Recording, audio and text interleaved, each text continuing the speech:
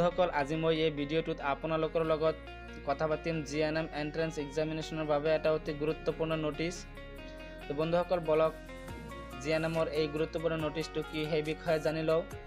ইয়াৰ আগতে মই কম যে এই জিএনএম এন্ট্ৰেন্স এক্সামিনেশ্যনটোৰ বিষয়ে যে জিএনএম এন্ট্ৰেন্স এক্সামিনেশ্যনৰ বাবে অনলাইন আৰম্ভ হৈছিল 10 ডিচেম্বৰ 2018 আৰু লাষ্ট ডেট অফ অনলাইন আছিল 31 ডিসেম্বৰ 2018 আৰু ছাত্ৰ-ছাত্ৰীসকলে পৰীক্ষাৰ বাবে বা এন্ট্ৰেন্স এক্সামিনেশ্যনৰ কাৰণে এডমিট কাৰ্ড পাইছিল 20 জানুৱাৰী 2019 আৰু এই এন্ট্ৰেন্স এক্সামিনেশ্যনটো হৈছিল 3 ফেব্ৰুৱাৰী 2019 আৰু এই এন্ট্ৰেন্স এক্সামিনেশ্যনৰ ৰিজাল্ট ডিক্লেয়াৰ হৈছিল 14 ফেব্ৰুৱাৰী 2019 আৰু এই ৰিজাল্ট ডিক্লেয়াৰ হোৱাৰ পিছত ছাত্ৰ-ছাত্ৰীসকলক কাউন্সেলিঙত মাতিছিল আৰু সেই কাউন্সেলিং হৈছিল 25 ফেব্ৰুৱাৰী টু 28 ফেব্ৰুৱাৰী 2019 আৰু এই এন্ট্ৰেন্স এক্সামিনেশ্যনটোত কিমানজন ছাত্ৰীয়ে এপিয়াৰ হৈছিল সেই বিষয়ে জানিলওক। টোটেল কেণ্ডিডেট এপিয়াৰ হৈছিল 6480 আৰু এই 6480 ষ্টুডেণ্টৰ নাম ফাইনেল লিষ্টত আহিছে বা ৰিজাল্ট লিষ্টত আহিছে। ইয়াৰ উপৰিও এই জিএনএম এন্ট্ৰেন্স এক্সামিনেশ্যন দিয়া ছাত্ৰ-ছাত্ৰীসকলে হয়তো চিন্তা কৰি আছে যে 6480 জন ছাত্ৰীয়ে পাছ কৰিছে, এই 6480 জন ছাত্ৰীয়ে এডমিশ্যন পাব নেকি? নহয়, 6480 জন ছাত্ৰীয়ে এডমিশ্যন নাপায়। ইয়াতে সিট লিমিটেড আছে। ইতিমধ্যে Srimanta Sankardev university of health সায়েন্সে ইতিমধ্যে ঘোষণা কৰি দিছে যে কিমানটা সিট আছে আৰু কাউন্সেলিঙত যেতিয়া ছাত্ৰীসকলক মাতিছিল তাতে আপোনালোকে গম পাইছে যে কিমানজন ছাত্ৰীক মাতিছে আৰু কোনে কোনে এডমিশ্যন পাব আৰু কোনে এডমিশ্যন পাব সেই বিষয়ে এতিয়ালৈকে জ্ঞাত নহয়। কাৰণ যেতিয়া ডকুমেণ্টছ ভেৰিফিকেশ্যন হৈছিল সেই ডকুমেণ্টছ ভেৰিফিকেশ্যনৰ পৰাও বহুত ছাত্ৰী কেঞ্চেল হৈ যোৱাৰ সম্ভাৱনা আছে।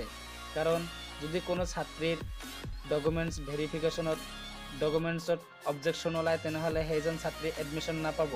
চাহে সেইজন ছাত্ৰী নাম্বাৰ 1ত ৰেংকত থাকক বা নাম্বাৰ 2 ৰেংকত থাকক, নো অবজেকশ্যন চাৰ্টিফিকেট হ'লে আপোনালোকে এডমিশ্যন পাব আৰু যদি অবজেকশ্যন চাৰ্টিফিকেট হয় তেনেহ'লে এডমিশ্যন নাপাব।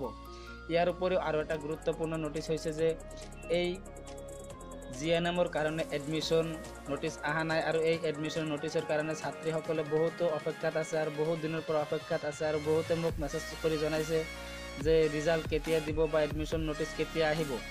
এডমিশ্যন নোটিছ এতিয়ালৈকে যদি অহা নাই আৰু পিছত আহিব, কিন্তু এই জিএনএম এন্ট্ৰেন্স এক্সামিনেশ্যনটো অৰ্গেনাইজড অৰ্থাৎ এই জিএনএম এন্ট্ৰেন্স এক্সামিনেশ্যনটো পাতাৰ ৰেছপন্সিবল আছিল Srimanta Sankardev university of health সায়েন্সৰ, কিন্তু এই এডমিশ্যন দিয়াৰ ৰেছপন্সিবিলিটি হৈছে হেল্থ ছেক্টৰ অৰ্থাৎ হেল্থ ছাৰ্ভিচত।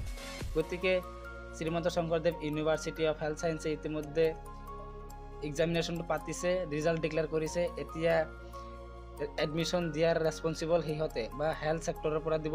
ইতিমধ্যে এই হেল্থ ছেক্টৰে বা হেল্থ ছাৰ্ভিচে ডি ফাৰ্মৰ এডমিশ্যন দিছে, পেৰামেডিকেলৰ এডমিশ্যন দিছে। এতিয়া বাকী আছে জিএনএম এন্ট্ৰেন্স এক্সামিনেশ্যনত উত্তীৰ্ণ হোৱা ছাত্ৰ-ছাত্ৰীসকলৰ এডমিশ্যন।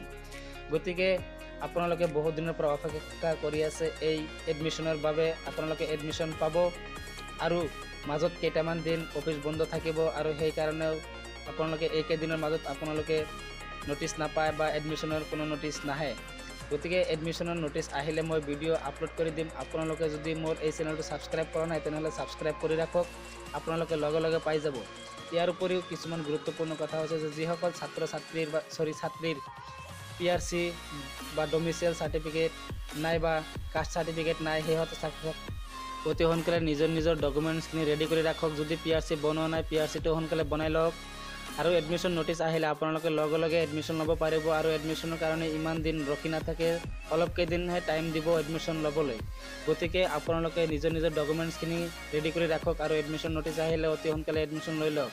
তো বন্ধুসকল যিজন ব্যক্তি আজি মোৰ এইটো চেনেলত প্ৰথমে ভিজিট কৰিছে আপোনালোকে প্ৰথমতে মোৰ এই চেনেলটো ছাবস্ক্ৰাইব কৰি ন'টিফিকেশ্যনটো অন কৰি থৈ দিয়ক, যাতে মই আপলোড কৰা নতুন ভিডিঅ'বিলাক আপোনালোকে অতি সোনকালে পাই যায়। আৰু এনেকুৱা ধৰণৰ ভাল গুৰুত্বপূৰ্ণ নোটিছ পাবলৈ হ'লে আপোনালোকে মোৰ এই চেনেলটো